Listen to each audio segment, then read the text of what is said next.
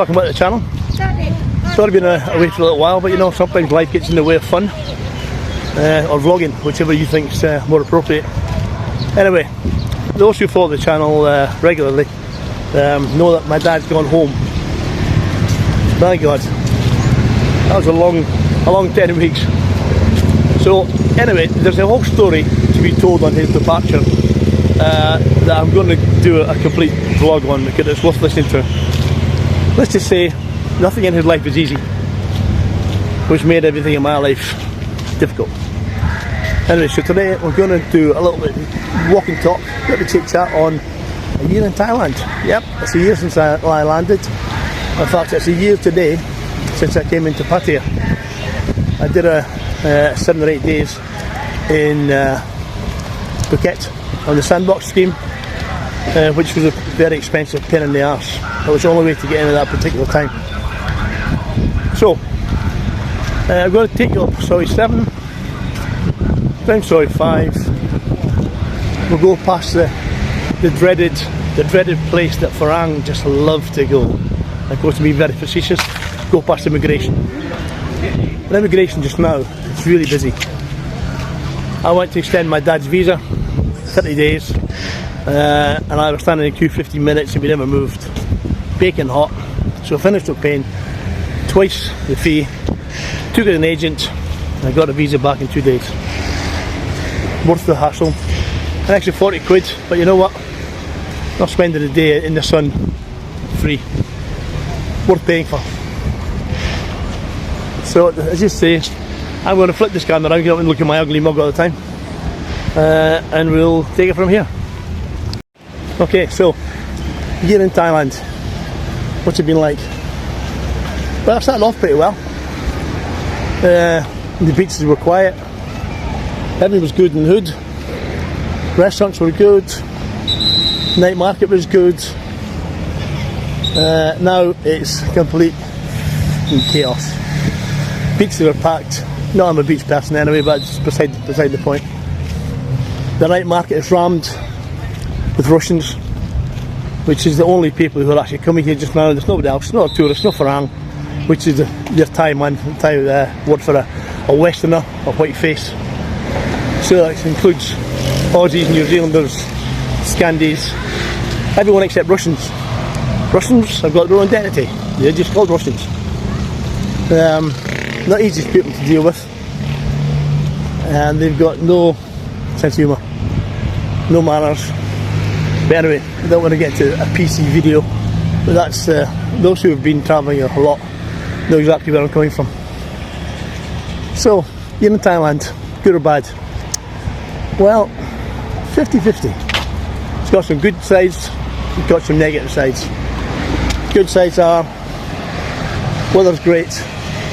Had quite a rainy season this time. Not most days it rained at some point, and sometimes it was absolutely peeing down. Tropical.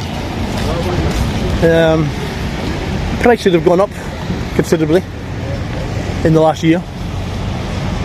Little things like, you know, just I've always gone with butter because it's important. Butter cost me 99 baht when I first came. Same butter in the same supermarket, 159 now. That is a hell of a jump. Hell of a jump.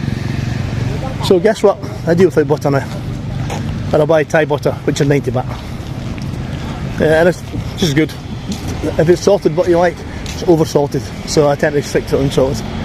Anyway, enough BS about butter. Beach is looking good. As usual, you know, people are happy. I was happy on the beach. No one's too aggressive on the beach. The Russians just stand like statues. This is one thing I noticed, that normal people will lie on a sunbed. Not them. They will stand in the middle of the beach with their hands up, getting suntan all over, like statues. Well, it's the most ridiculous looking thing in the world, but hey, that's what they do. They never smile. Even the kids are grumpy, which is really a shame. Which is a shame, because you know what? Some of them are absolutely beautiful. Most women are like house hens, which in UK terms is a bit fat. But again, I'm becoming un-PC. I don't want to be struck off here. So, transport in Thailand has got a bit difficult with the influx of tourism. More bikes on the road, more cars. Generally, traffic just high traffic. Before it was nice, you could virtually much stroll down the road here without any interference. Jump on a back bus anytime. Back buses now are normally pretty busy. They sort of do it in advance. So let's see, the guys are keeping their steps nice and painted. Dogs having breakfast.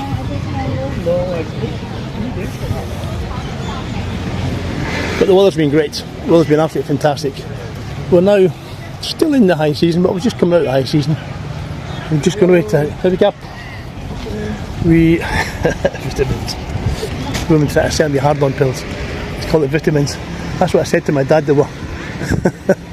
Vitamins. He said, what is that they're selling? Vitamins. Alright, okay. I didn't tell him the truth. So, yeah, so I lost the train of thought there. So yeah, so everything so far has been good. The seasons have just begun to change. It's getting hot again.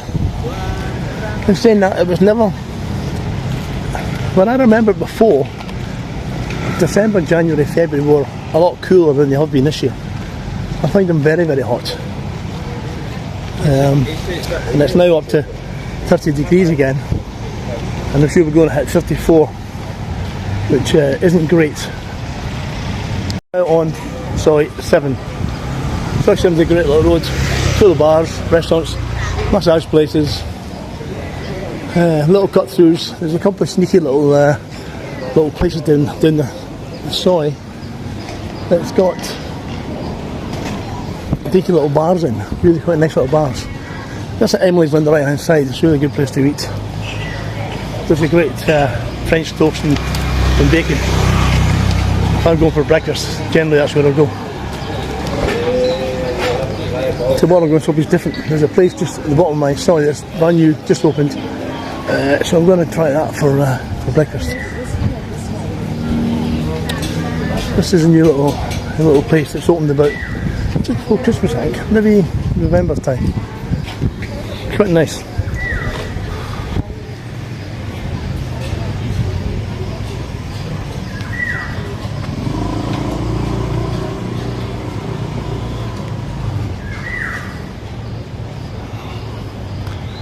Like a little thatched cottage bar. I'm glad that they've sort of half fixed the floor, because when I came the floor was just full of these wooden tiles, or normal tiles, but unfortunately they're all loose, make a hell of a mess. But it's quite nice, quite dinky, just off the Soi. Inexpensive again. Most things in Thailand are inexpensive. If you do get caught out, it's a bit of an anomaly. So Soi 7 is like the poor man's version of Soi 6 in Pattaya. If you know what Soi 6 is, Soi 6 is a big knocking shop. Soi 7 is a little knocking shop.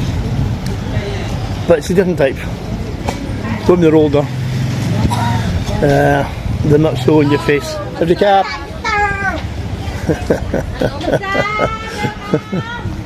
Somebody shouted abuse at me. Little restaurants popping up all over the place. This new one just passed, opened. Easy restaurant.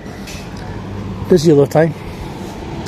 Subway restaurant, again, busy. Again, it's Thailand, you know.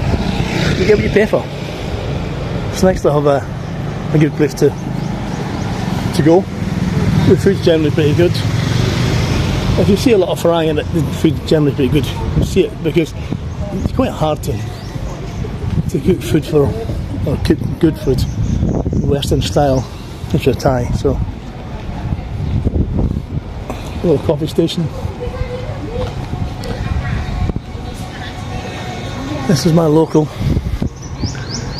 Legend Sports Bar. It's very good. Good place to go for a beer. Happy hour.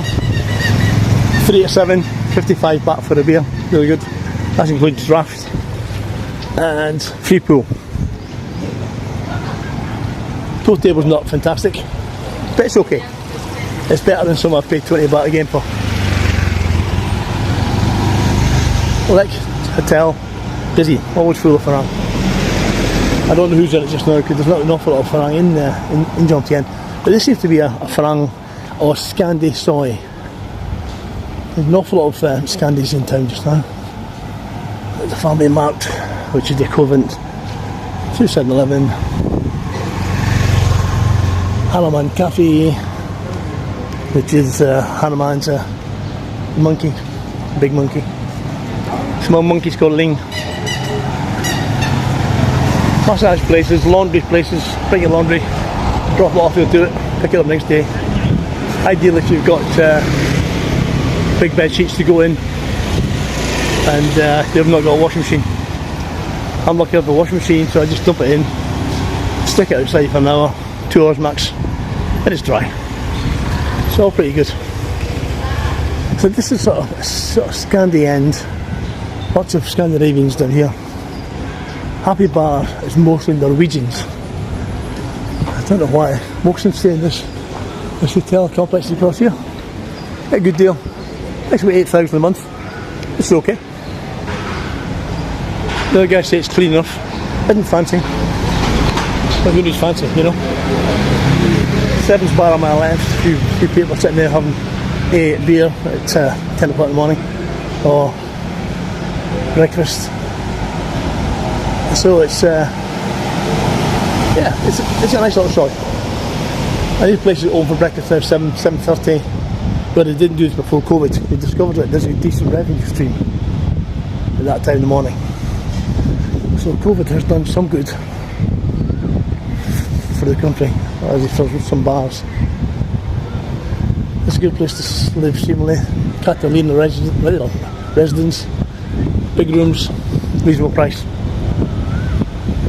Okay, so we're at the end of the Soi Seven. Across the road is Rumpo Market that I've done a little vlog on before.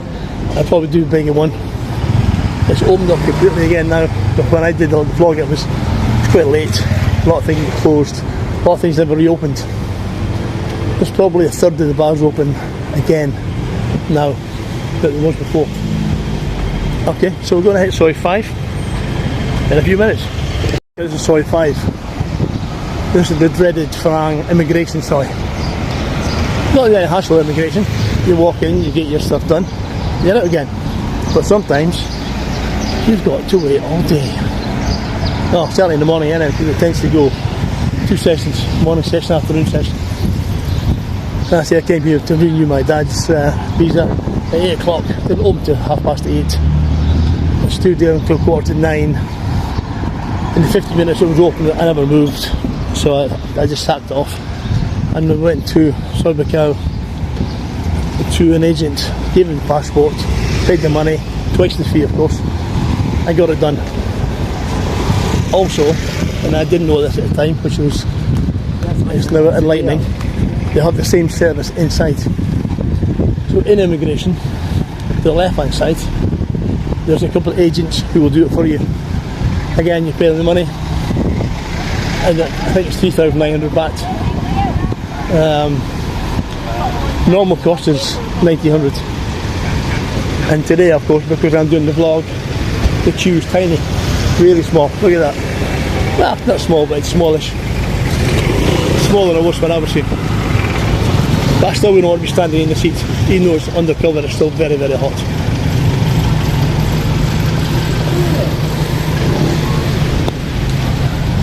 And this it's not very wide, so you don't take your life in your hands a bit, you know.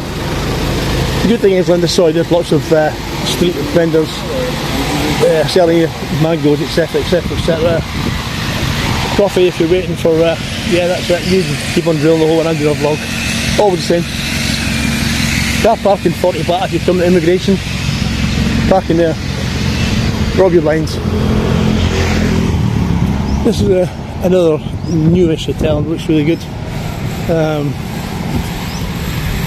It's like 2 hotels with a coffee shop underneath this one, but the swimming pool's in the other one. So I don't know if you can use both but the swimming pool is quite nice. Now this is the story of Cheap Charlie. Cheap Charlie has got a restaurant in Pattaya, outside Macau, and this is Soi 5 in Jomtien. Personally, not for me. I don't do cheap food. I like value for money, and to be fair, that's just cheap food, cheap ingredients. You get what you pay for. Of course, I tried it. Sausage and mash, and I found there's absolutely no taste to the sausages. The peas were good, and that's all I can say. I don't usually whatever it was.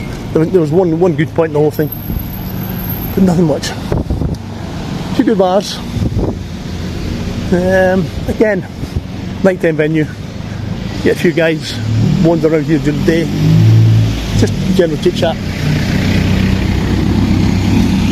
And that takes you back onto the beach. You'll get flat packed here by the big truck.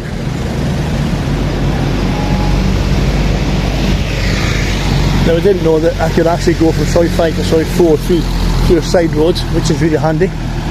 Of course, I'm meeting a friend for breakfast. And I'm just going to hang that way. I'll walk up Soi 4 again. So this is the end of it. It's all massage places. That's it. Jimmy's Den, busy little bar. Cheers, busy little place. Cheap Charlie's, always busy with exactly what it says, Kiniao, which means in Thai, Cheap Charlie. So, Cheap Charlie's for Cheap Charlie. That's the clientele. That's where they make the money on. Fast food, it's small money. Guys, I hope you've got something out of this vlog. That's living in Thailand for a year. Anything you want to know, yeah, love for more bite in my face. Just drop me a line, please. Send me a message. Thumbs up, subscribe. Thumbs up are important. Keeps me growing in the channel. Subscriptions are always good. I've got about 1,200 subscribers now, which is pretty good. So I'm needing some watch time. So don't be shy watching the videos. And until then, stay safe, take care, and I'll catch you next time. Thanks for watching.